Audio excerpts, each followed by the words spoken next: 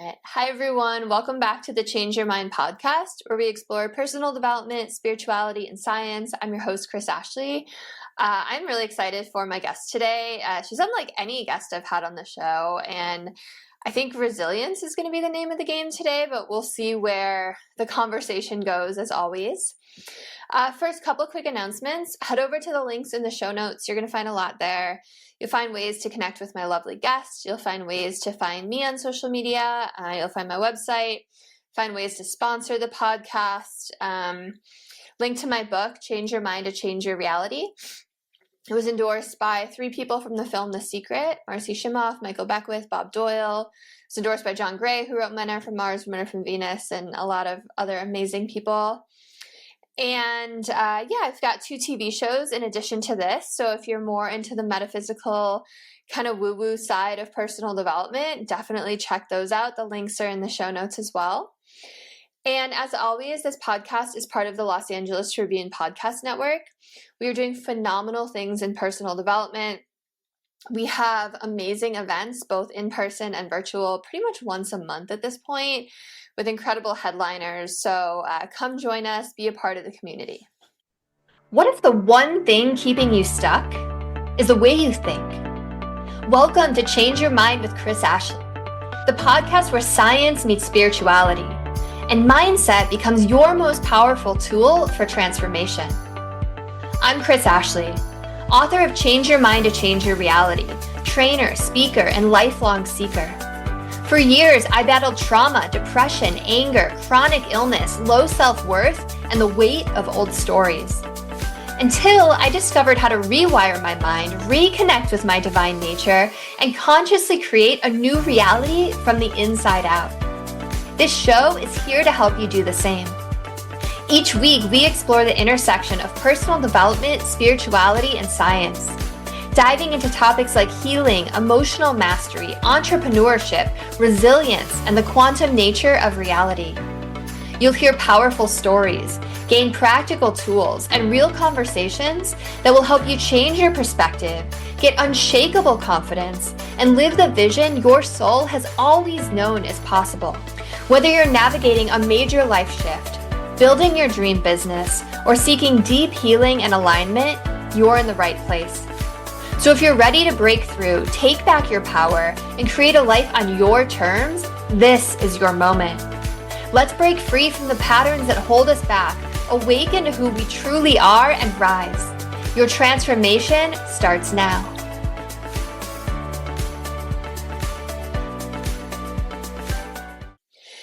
All right, so with me today, I have Dianette Wells, and Dianette is an elite mountaineer, adventure racer, and author who embodies the power of passion-driven resilience.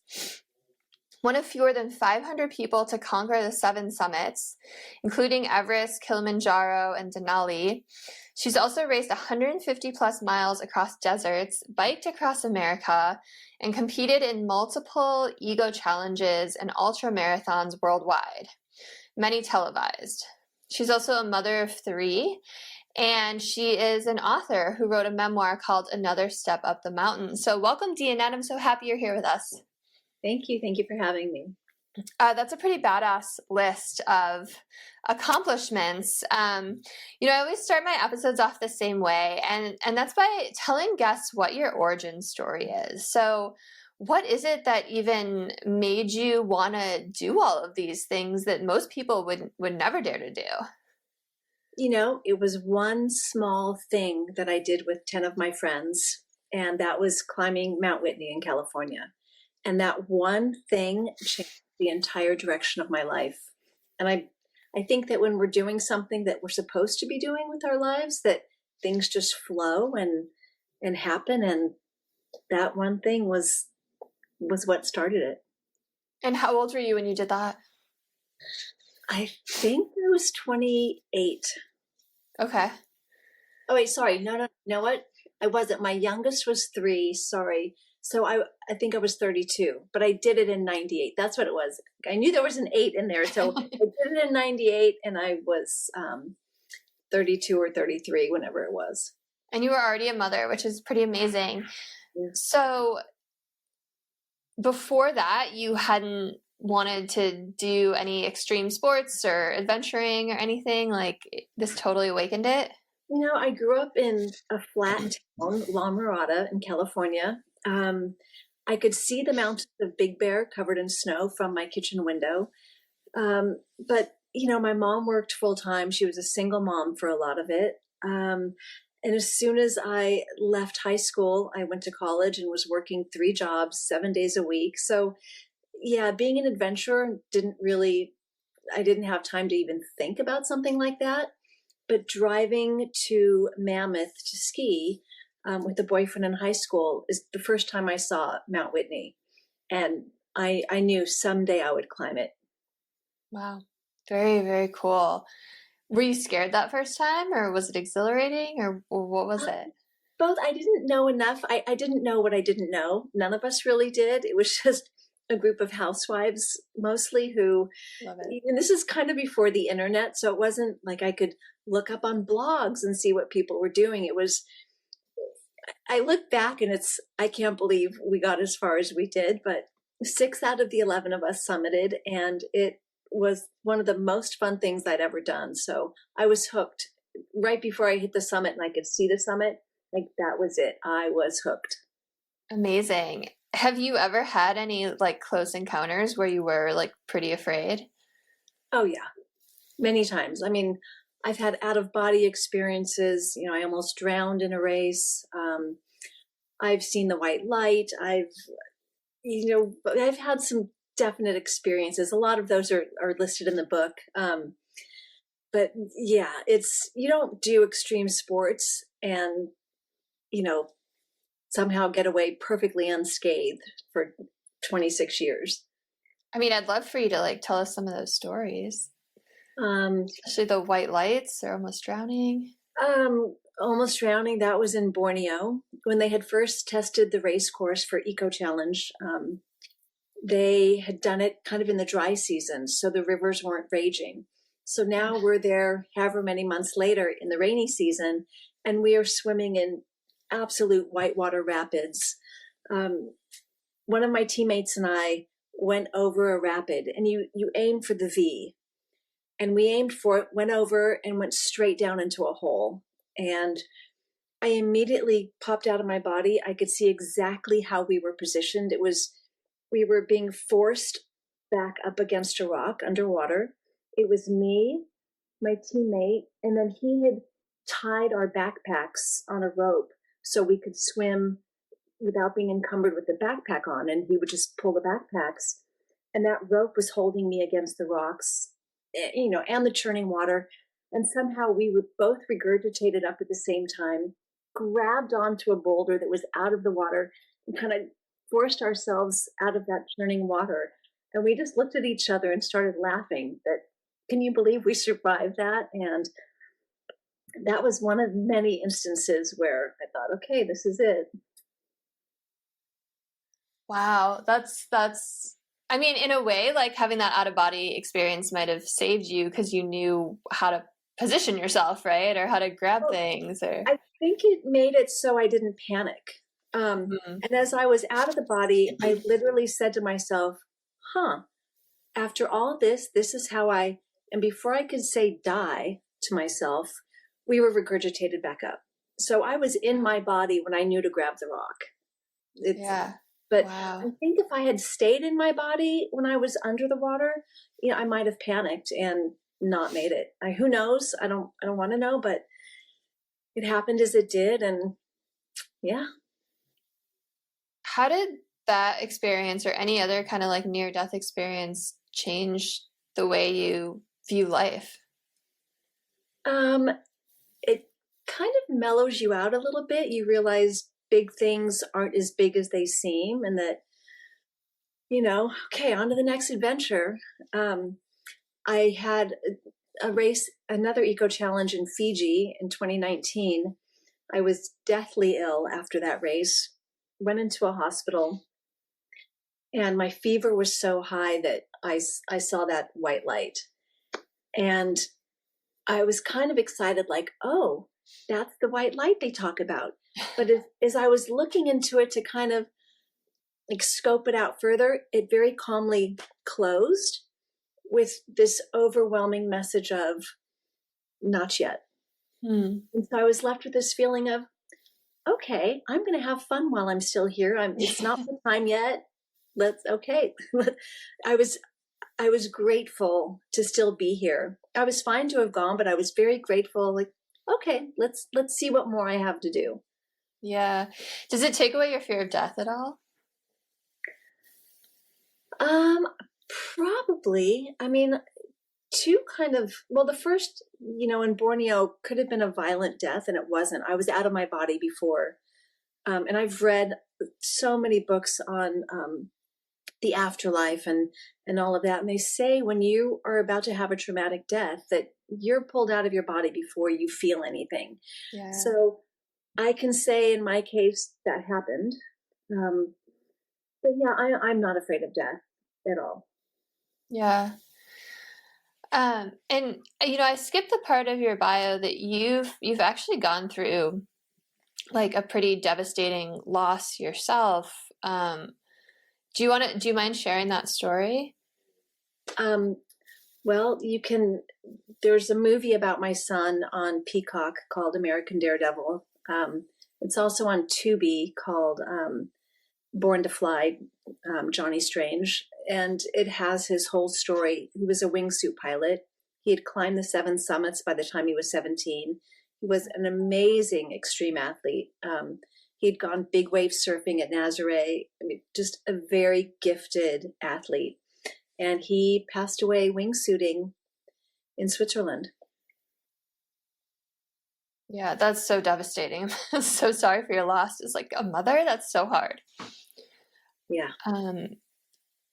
So did your own experiences of out of body and seeing that light like help you in any kind of way when he passed, or did those happen after? One happened after, and the one before, and one happened before. No, because those losing a child, it doesn't matter. Any. Sorry. Now, of course, I'm choking on something. Hold on. Yeah, no worries. No, I think that whatever your life experiences are, when you lose a child, everything goes out the window. So yeah, no, it's like it doesn't matter what happens after, he's still not here, kind of thing. Right. Exactly. So I know like everything you're about is about resilience. Going through that immense grief that I can't even imagine, and bodily resilience and like this grit that you have to manage. I don't know. Like, I'd just love for you to like speak on that, because so many people don't have that, or maybe they don't believe that they have that, and they haven't like really dug down into that well. Like how has that shown up in your life, and does it get easier? Like, what do you tell yourself in the hard moments? I tell myself never give up. I think we all have an amazing amount of grit and resilience. Just people are tested on it at different times in different ways, and it can't be compared to anybody else's. I've said a million times, oh, I could never survive this or that. And then you find yourself, well, you do survive it. And you just can't give up on yourself and, throw spaghetti at the wall.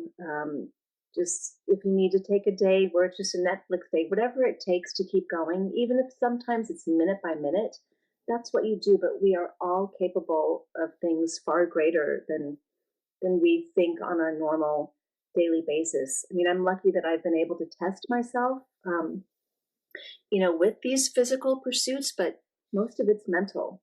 Because after 24 hours, your body doesn't want to be doing anything physical. It wants to be in a nice bed with a full belly and having a nice night. But when you're racing or climbing, sometimes you're out there at all hours, and it's your mind telling you, we've got this, let's go, keep going. And I used to speak very negatively to myself when I first started, like, come on, get your fat ass up there.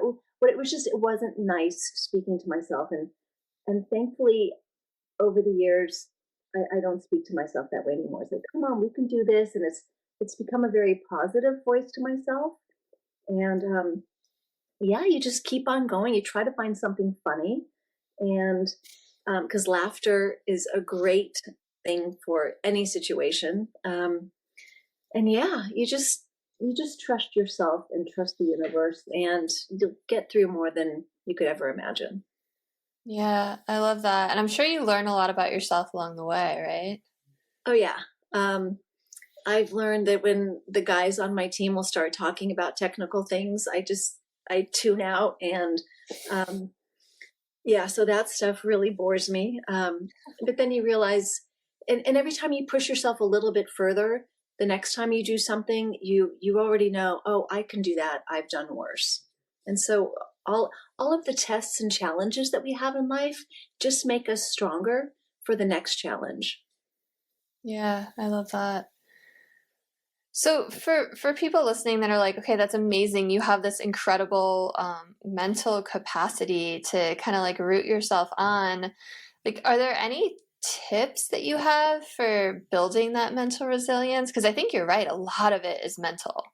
Yeah, and we all have that negative voice in our heads. I mean, Yeah. mine is constantly everything I did wrong, everything, all the negative chatter, and I'm really trying hard. Obviously, I've gotten rid of that negative voice when I'm doing a physical pursuit, but okay, now my daily life, I'm really trying to make that voice be quiet or just ignore it, make it stop, fill it with a positive sentence instead of, oh, you really messed this up. Well, okay, what am I going to take away from that? And now move on, onward and upward. We won't make that mistake again. Um, and just try to be positive with yourself. I mean, we're all so, especially with social media, we're so hard on ourselves, comparing ourselves to everyone and everything else. And um, you know, that's not good for anyone. Yeah, I like that you said it's about like kind of like learning from mistakes and growing along the way. Um, because yeah, I think we're here as humans to learn and grow and keep evolving and leveling up. And yeah, people get so bogged down with the mistakes or the guilt or the shame, and I think that's really hard for a lot of people. Yeah, and we all have guilt, shame, mistakes. I mean, Totally. nobody's perfect, but it's okay. What is the lesson? And if you see the same thing happening over and over again, maybe it's a sign from the universe of, hey, handle it differently. Mm. And then you'll notice, oh, okay. And then that kind of situation doesn't appear anymore. I've noticed that a lot.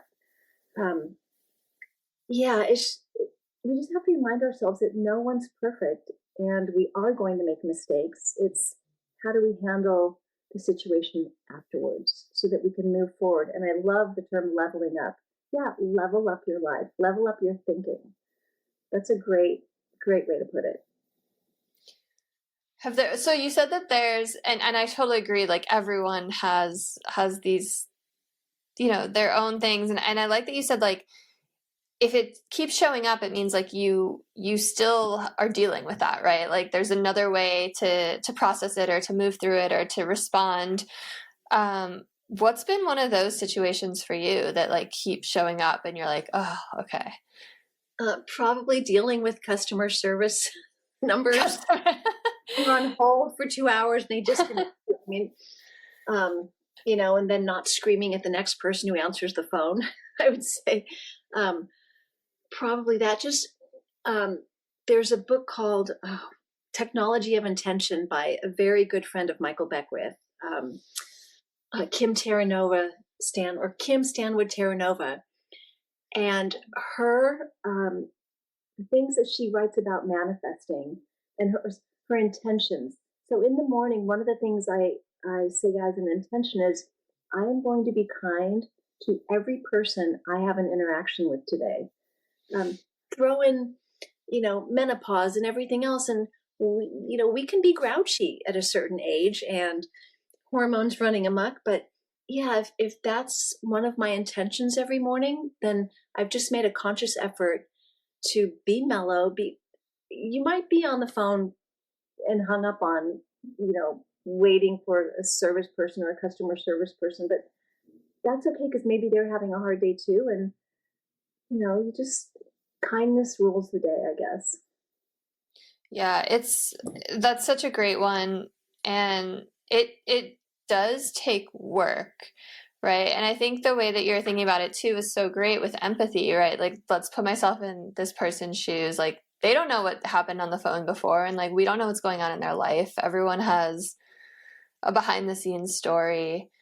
I think that's a really great one. I think something for me, just piggybacking on that, is like just trying to be really present with people, because it's so easy to kind of like brush through conversations really quick. But it's like everyone has something they can teach you, and everyone, even if they like, I was gonna say if they come off as rude at first, but often that's like our own projections, right? Anyway, but there's like a human being with like a heart under that, and they've probably been through a lot of things that you don't know. Everybody has a story. If there's Yeah. one thing I've learned is every single person, and a lot of people have absolutely incredible stories if you just take the time to listen. And Yeah. yeah, and we don't know, maybe their husband left them that morning or their wife cheated on. I mean, we don't know what happened in someone's day or morning. And yeah, if we could just give a little grace to people, and sometimes just smiling at someone can kind of, because yeah, we go through our day and just if we can just kind of stop and maybe, smile at someone, that changes the day for people. And it makes you feel better, right? When you're kind to people. Well, yeah, I mean, I would hope people mostly don't feel great when they're being jerks to people. I would hope so too. But then again, It's crazy though in the age of the internet, because people are just bold behind their keyboards, right? Like the internet trolls and the fighting. I actually posted like maybe like 6 months ago, like, hey, for anyone that does that, like goes online and like fights with people or tries to insult people, like no judgment, but like really like what do you get out of it? And this one guy gave me like a super honest response, and he was like, it's really cathartic for me. And I was like, huh. But I think it just shows like coming from your own fear or pain, right? I don't the know. political thing, I mean, and then I think of political thing, like all of this built up anger and angst, people feel like they have to get it out somewhere, and you do.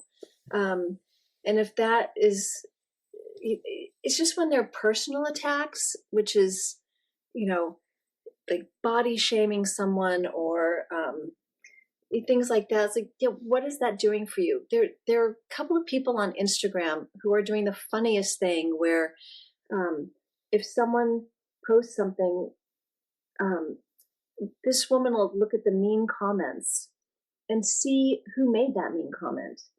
And it's just shocking. And it's exactly, they're so brave behind a keyboard, and then they're called out on it. And it's like, if everyone knew that it was you making that comment, would you make that comment?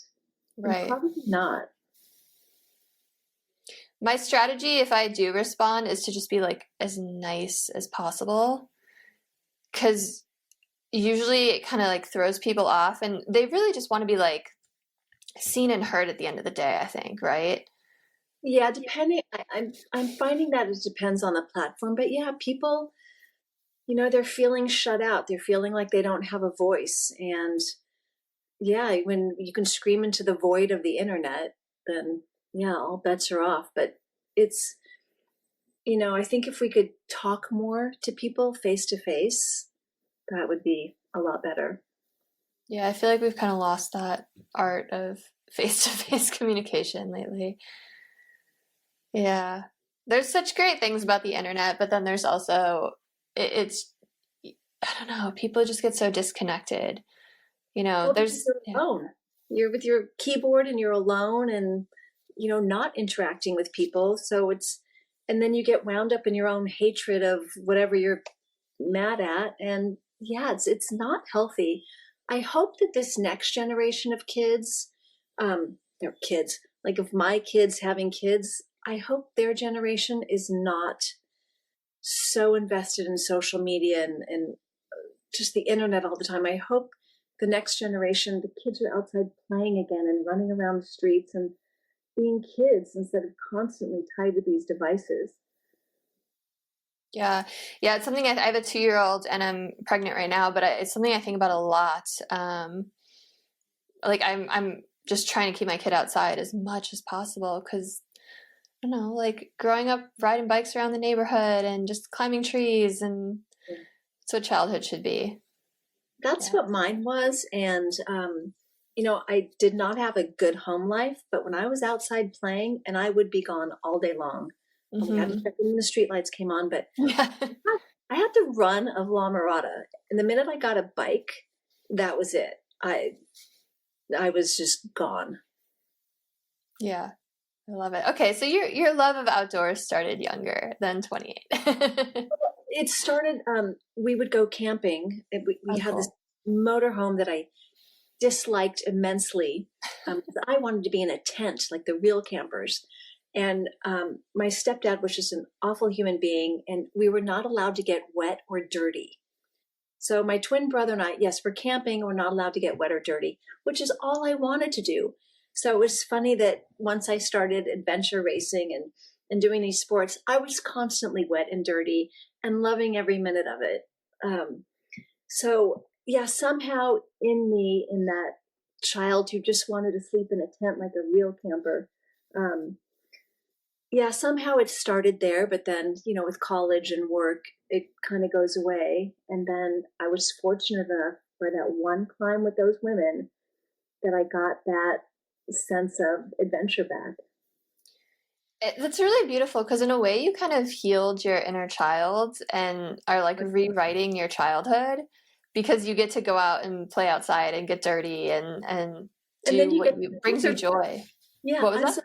And then when you're sponsored for it, then you're getting paid to be wet and dirty. So amazing. Yeah, it ended up great. And I ended up doing the things I wanted to do as a kid, but would get in trouble for. So how was that journey about getting sponsored? Like when did it go from like hobby to what you do for a living? So with the races, which is where I was mostly sponsored, it would depend on if your team was being covered. If you're a covered team by TV, then it's much easier to get sponsors because then you're giving them something of value. I would love to be sponsored to climb Everest again. I'd be 60, 61, and it's not easy. I'm not even sure how to do it now, but I know that my age demographic of women, we're the ones who spend the money in the household. So yeah, whatever product you want hauled up to the summit of Everest, I would take for you. Vitamins, anything imaginable that somebody could use. I guess that's, I don't know how it works at this point. I'm not sure, but if you know of anyone who knows, let me know. I offer a great percentage on whatever they bring in. Well, if anyone's listening, Dianette's info will be in the show notes for sure. So is there any adventure that you've gone on or that you haven't gone on yet that's like on your bucket list, like something to do? There are so many. I would love to have the speed record from the ocean in Antarctica to the South Pole, and that's pulling a sled. I would love to do, a traverse of Everest, starting on one side, going to the other. I'd love to do Everest and Lhotse together in under 24 hours. I'm pretty open to most things. I tend to say yes to when people say, "Hey, do you want to?" And I'm usually an immediate yes. So I would like to do the full. I've done the lower Grand Canyon of paddling it. I would like to do the full Grand Canyon. That's another thing on my bucket list. There's just a lot. I love that you just say yes. That's such a great way to go through life. Well, Shonda Rhimes wrote that book, A Year of Saying Yes, and I took that to heart. So I really try to say yes to most things because you just never know what might come of that. Just saying yes to that one climb changed my entire life. Yeah. So saying yes is a good thing. I really love that. So, have you ever like actually given up, and then like how did that make you feel? Like have you ever like gotten to a point where you're like, okay, this is just not safe, like I need to stop? Or have you always pushed through? Yes. No, I think fear is a really good thing, and fear can keep you alive. And I have this inner voice in my head that, again, I talk about it in the book, that I've heard 3 times. And on 2 of the times, I can absolutely tell you that it saved my life. The first time I heard it, I don't know what would have happened if I had continued, but I was climbing the Matterhorn. And in the middle of the night before the climb, I very clearly heard the word no. And it was a very strong, powerful voice that wasn't my voice. And it was a male voice, but it was so powerful. It was kind of beyond that, which I know sounds very woo woo, hippy dippy, whatever, but it is what it is. Yeah. And 45 minutes from the summit, I knew, oh, this is where I stop. And I said to the guide, I'm done. And he was flabbergasted, because the Swiss guides very much are, ego driven for those summits, which I get. But I was done, and that was it. There was no talking me out of quitting, and I felt absolutely fine about it. And normally, if I were to quit something, I'd want to go back and finish it. I've never felt the desire to go back and finish that climb. So I think that told me something. I love that you were able to set ego aside and listen to that. I think, if you're going to do these high risk sports, you have to listen to that inner voice. I don't know why you'd want to ignore that, because it's obviously something is trying to tell you something. And why not listen to it? Yeah. Another time I heard it, it was during Race Across America, which is a bike race across the US. And I was flying down this hill in the middle of the night, going over 40 miles an hour, which is what you want during a bike race. And that voice again, and I hadn't heard it in a few years, but it said, slow down. And I thought, oh, not now. But I kind of knew, okay. And I slowed down, and sure enough, at the bottom of that hill were these train tracks that were askew to the road. Had I hit them at the speed that I was going at that angle, it would have been a Maytag situation. It just would have been a nightmare. Wow. And so that's when I knew, okay, this voice, I need to listen to it. Whenever I hear it, I need to listen. Wow, that gives me goosebumps. You have something or someone protecting you and watching over you. That's amazing. They're so good to me. Yeah, I'm very lucky. I know I have them on their toes, whoever my guides are. Yeah, they're like, why did we sign up for her? But hopefully they're having, I like to think No, that I'm sure they're having fun. They're on an probably adventure. way more fun than most humans. Yeah, I hope they're having fun. So I love all your stories so much. Can we talk a little bit about the loss that you went through? Are you okay talking about that? Sure. Like, how did that affect like you wanting to go out and do all of that? I mean, obviously you're still doing it all, but like, was there a period of time where like fear came in, or were you thinking about that a lot? After it first happened, I couldn't physically walk around the block. And I had just moved to Park City because I was signed up to do what's called the Triple Crown, or the trilogy, which is Everest, Lhotse, and Nuptse. And I was going to try to do them in 3 days, which was kind of a big deal. I had a big deposit paid. And after Johnny died, and I can't walk around the block, and I'm just done. And then I'm going to tell my daughters, oh, hey, I'm going to go do this very high risk thing. Like that would not have gone well at all. One, I physically couldn't do it. Even though right before then I was in some of the best shape I'd ever been in, top of my game physically. But after that, but any fear, no, I have no fear, because I'm not, I'm still always very careful and, always minimizing risk, whatever I do. But um, yeah, that all went out the window after Johnny died. There was no way. I feel comfortable going back to Everest, but would I try to do Everest Lhotse Nuptse? You know, not unless I was paid a whole lot of money. But otherwise, um, no, I couldn't do that to my daughters. That's kind of what I was going to ask next. Since you mentioned your daughters, like, do they do extreme sports, or are they way more anxious about you doing it now since losing their brother? Um, they got a phone call after the last eco challenge when I was in the hospital seeing that white light, and so yeah, they weren't happy. And they're both incredible athletes. It's not what they do.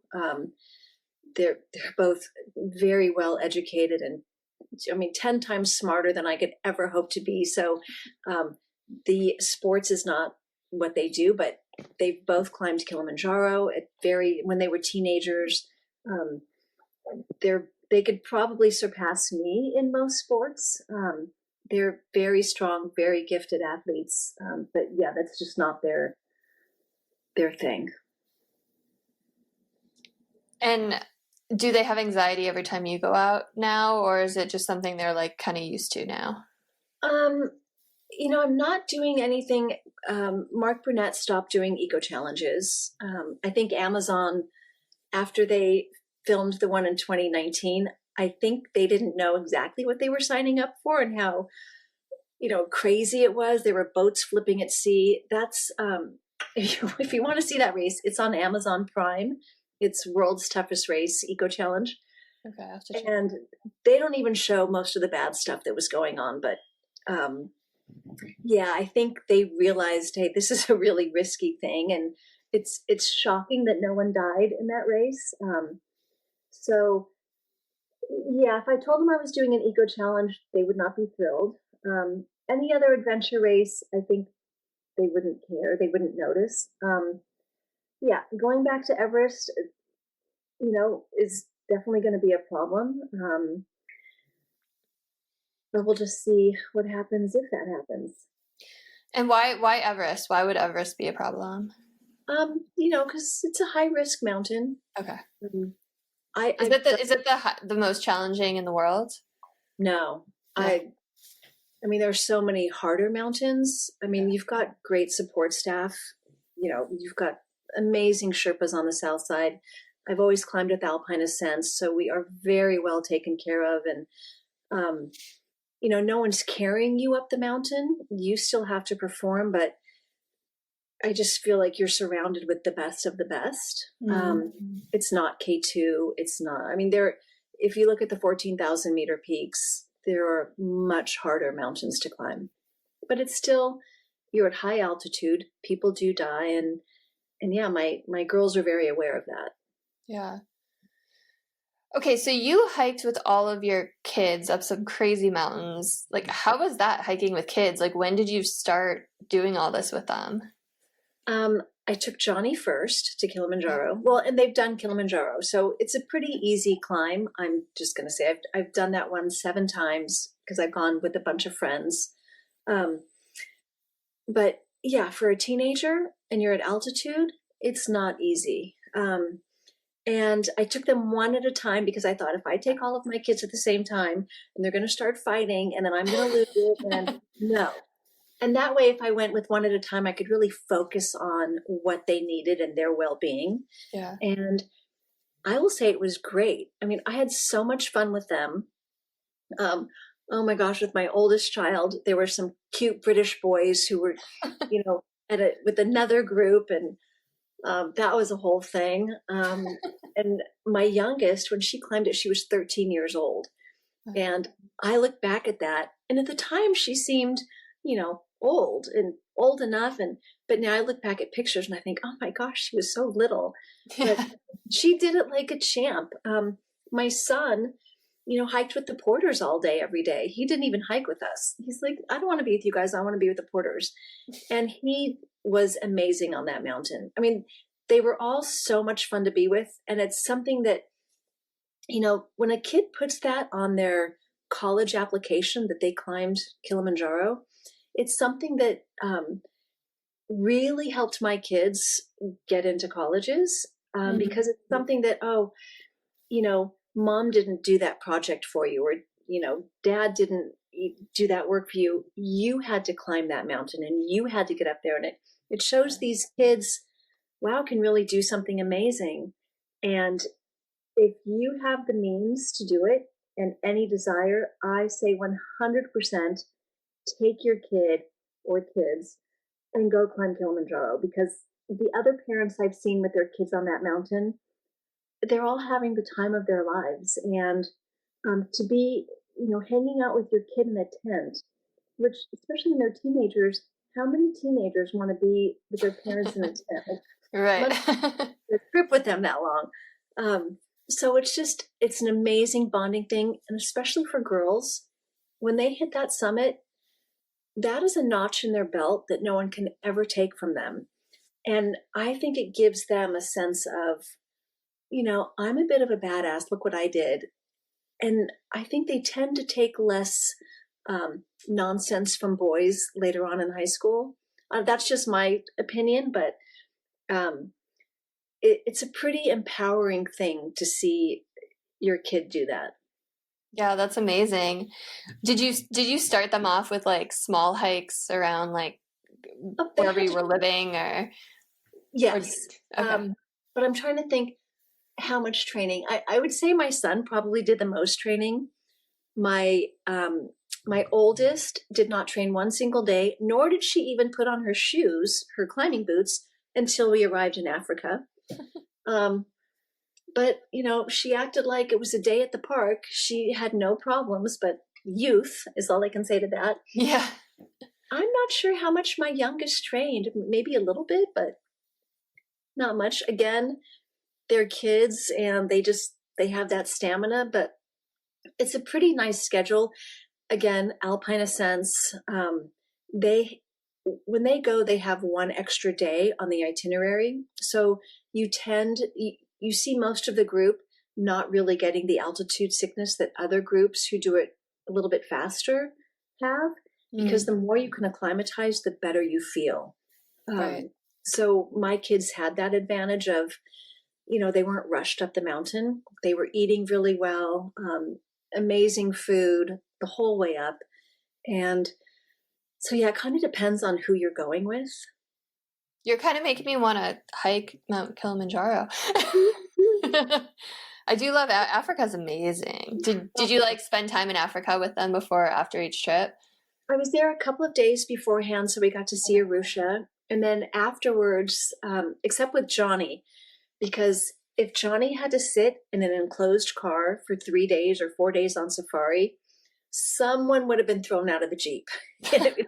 There's no way he could have sat still that long. But with both of my girls, we went on safari afterwards, and that was absolutely incredible. And I think I did the hot air balloon with both of them. I don't remember, but I for sure did it with my youngest. And that was just epic. When you're floating over a lion kill, and there's nothing like it. That's wild. Literally wild. It was, yeah. Yeah, that's really cool. So what do you do to train? Like you're obviously very active, but do you do like weights? Do you like what do you do to keep yourself so fit? Right now I moved to North Carolina not too long ago, and there's this thing called Hot Works, which I guess is an East Coast thing, but it's these little sauna boxes, and you can do a myriad of classes, but you can turn it up to 130 degrees. So that's kind of what I'm doing right now. I just climbed Mount Whitney a few weeks ago for my 17th time, and I try to do that every year just to kind of see what my level of fitness is. But otherwise, it depends on what my next event is, and I kind of will gear my training towards that. As I'm getting older and some injuries are coming up, it's, to carry a heavy pack and run 155 miles, probably, unless I get my back really looked at and see what the problem is. I don't know that I'll be doing that. That's something I'm working on now, but I can still climb. I can still carry a pack. I can still climb. I can still ride my bike. So yeah, it just depends. I kind of train for what the event is. And if it's just kind of a daily life maintaining, then I'm at a gym or riding my bike. I joined a dragon boat team once I Oh, moved cool. to. It's so cool. I mean, I had no idea, and everybody's really fun and funny. But that is such an amazing core workout that, you know, and I don't even look at it as, oh, I'm training. It's just, oh, I'm having a good time. And oh, by the way, I am getting a really strong core from this. So Yeah. Yeah, that's cool. The hot works thing sounds really cool too. it's, yeah. So you can do like any exercise in there? Like I'm a fan of hot yoga, so I'm like, oh, I would just go do yoga in there or something. So yoga is one of them. Okay. It's wild. I couldn't comprehend how to, and it's open 24/7, Oh, but that's it's cool. individual. Well, you can fit 3 people in, but thankfully people are very polite at my particular studio that if someone's already booked in there, they don't book it. So I usually have a studio to myself that fits 3. I turn it up to 130 and a video will play, whether it's core, yoga, bands, bar, Pilates, anything you can think of, you can choose, and that's what your class will be. There's cycling, there's rowing. Wow. That's really cool. Yeah, it's a good workout. It's fun. Yeah, that's super cool. I wish they had that in the West Coast. Um, so it's really cool that you do like so much. You bike, you swim, you run, you hike. Like, what's your favorite? Do you have a favorite? Hiking. Hiking. I love Up the hiking. mountains, right? Yeah, I love canyoneering.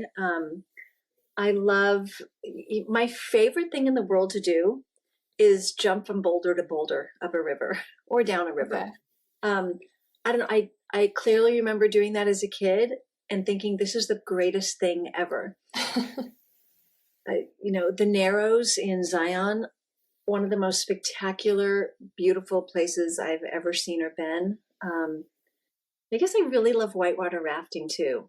That's another one of my favorites. That is Horseback fun. riding. I love horseback riding. Oh, I'm a horseback rider. I love that. I guess the best thing to do is what wouldn't I do? Yeah. Because otherwise I would pretty much do everything. What I wouldn't do is I won't skydive.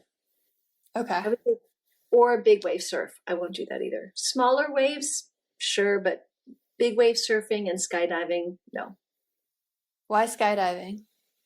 Because that's how my son died. Oh, okay. I didn't know what like a wingsuit was exactly. Okay.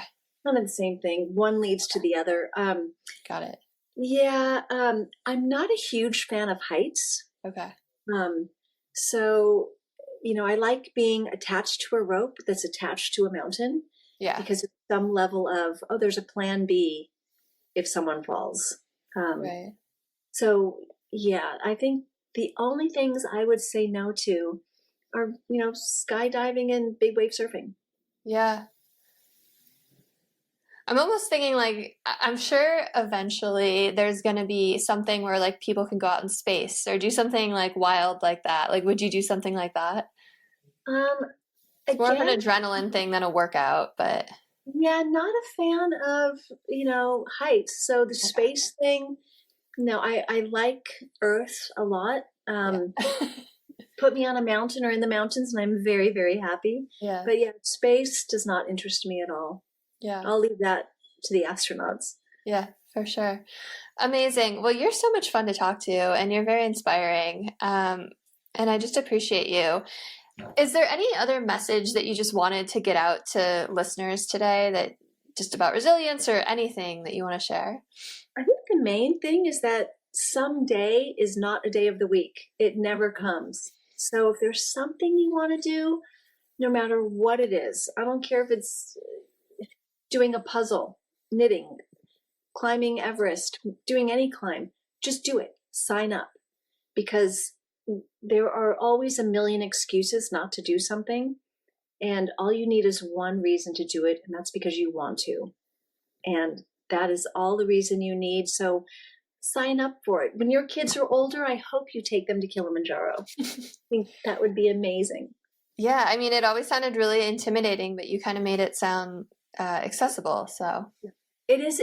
That's the thing, is we all get intimidated by things that because we've listened to someone else, or not really thought that we could do it, but we actually can. And I can tell you, you could do Kilimanjaro. If my kids could do it at 13, and I've brought friends who are in their 50s and had never done anything like that. One of them was on the first Whitney trip with me. Nice. And she did Kilimanjaro with me, and she's 15 years older than I am. And we're sitting in the dining tent, and there's a man who's maybe 10 years at least younger than her. And he's complaining about, oh, this is hard. Oh. And she just looked at him and said, he said, I'm too old for this. And she said, how old are you? And it came out he was so much younger than her. And she just laughed at him. And he never complained the rest of the trip. I love he it. said that thing in high fashion. But it's don't put limitations on yourself. Just sign up. And at least you tried and you attempted. You showed up at the start line. You showed up for yourself. And that's what's important. Yeah, I love that. You're just making me think, like, it seems like so many of the limitations that are perceived, like, are just in our own head. 100%. Right? And they're dumb. It's, a friend of mine would say, it's like a rock in your backpack. Dump the rocks. You hear that negative reason or excuse, dump that rock out of your backpack and just keep going forward.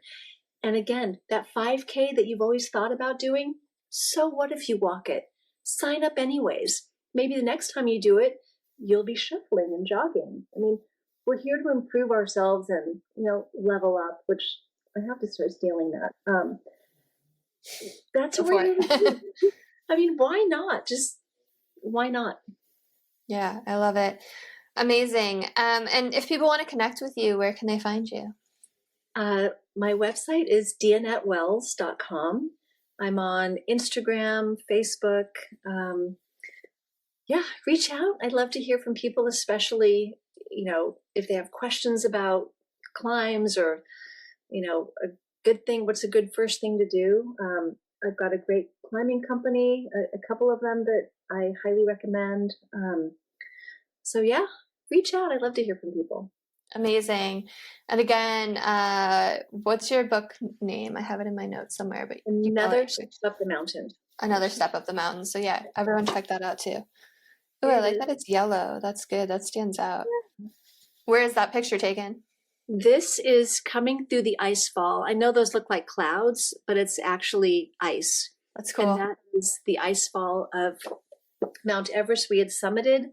We are coming down. I guess this is 2 or 3 days after the summit. And all those years of angst of summiting Everest are off of me. And nice. I'm very sunburned and very happy in that photo. Nice. Amazing. Awesome. Well, thank you so much. Again, you've been such a pleasure. So much fun to talk to. I love your outlook and your attitude. And if you're listening and this resonated and there's someone who you think would love to hear it, send it to them. Like, comment, share, subscribe, all the things. Let's help lift humanity. Have a beautiful rest of your day, everyone.